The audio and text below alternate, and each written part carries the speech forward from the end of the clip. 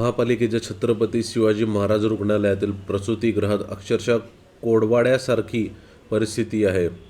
प्रसूतीगृहात 25 खाटांची सुविधा असताना 32 महिला दाखल आहेत. त्यामुळे काही महिलांवर थंडगार फरशीवर झोपण्याची वेळ आली असून आणखी 8 महिला प्रसूतीसाठी खाटाच्या प्रतीक्षेत आहेत. तर अनेक महिलांना जागेअभावी ठाणे जिल्हा रुग्णालय किंवा मुंबईतील KEM रुग्णालयात पाठवण्याची वेळ प्रशासनावर आली आहे. गर्भवतींना प्रसूती कळा होण्यापूर्वी रुग्णालय प्रशासनाच्या अवस्थेच्या कळा सोसाव्या लागत आहेत. अलीकडचे ठाण्यातील गर्भवतीच्या कुटुंबाला अशाच भीषण परिस्थितीचा सामना करावा लागला. त्या महिलेला डिसूझावाडी आरोग्य केंद्रातून कळवा रुग्णालयात दाखल होण्याचा सल्ला देण्यात आला होता. मात्र रुग्णालयात पोहोचल्यावर बेड फुल असल्याचे सांगण्यात आले. डॉक्टरांनी सोनोग्राफी करून येण्यास सांगितले.